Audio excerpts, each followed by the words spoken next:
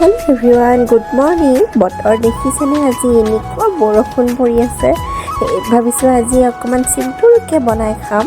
ইমান বৰ বেছি বনাবলৈ একেবাৰে মন নাই, মোৰ বৰ বেছি এলাহ লাগিছে আজি। সেইকাৰণে ফুল আছে, তাকে মই উলিয়াই লৈছোঁ। ফুলকেইটা কাটি লৈছোঁ। মই ইয়াক আলু দি পেলাই মই ইয়াক মাছৰ লগত বনাম।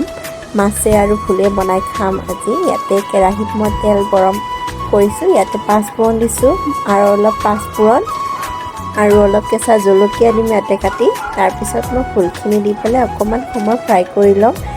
ইয়াত আৰু মাই মছলা মই একো নিদিওঁ, বাছ সোৱাদ অনুসৰি নিমখ হালধি, বাছ ইমানেই। কৈছোঁৱেই মোৰ বনাবলৈ বৰ বেছি মন নাই আজি, চিম্পুলকৈ বনাই খাম। সেয়ে মই ইয়াতে অকণমান হালধি দিছোঁ, কিন্তু মই ইয়াত মাই মছলা বোলা বস্তু মই একোৱেই ব্যৱহাৰ নকৰোঁ। এনেকৈ মই বনাই খাম। আৰু ইফালে মাছ আছিল, মাছৰ পেটু মই ইয়াতে বেঙেনা অলপ দি পেলাই ফ্ৰাই কৰি লৈছোঁ। বাছ মই ইয়াতো বেছি মা মছলা একো ব্যৱহাৰ কৰা নাই। মই এনেকৈ চিম্পুলকৈ বনাই খাম। ইফালে মাছ উতলি আছে আৰু মই ইয়াত দুটা কণী বইল কৰি থৈছোঁ। আৰু ইফালে কুন্দুলি অলপ আছে, তাকো ফ্ৰাই কৰি লৈছোঁ। এয়া মোৰ দুপৰীয়াৰ থালি ৰেডি। বাছ ইমানেই চিম্পুলকৈ মই বনাই খাইছোঁ। কেতিয়াবা মা মছলা নিদি পেলাই এনেকৈ চিম্পুলকৈও বনাই খাব লাগে। যিহেতু বিশেষকৈ আমাৰ শৰীৰৰ বাবে মা মছলাটো বেছি ইমান ভাল নহয়, সেইকাৰণে এনেকৈ চিম্পুলকৈ বনাই খাব। আৰু এটা কথা কওঁ, মোৰ ভইচটোৰ লগতে আৰু এটা ভইচ আহি আছে, আপোনালোকে মন কৰিছিলে বাৰু। সেয়া হৈছে ভণ্টিৰ সৰু ছোৱালীজনী।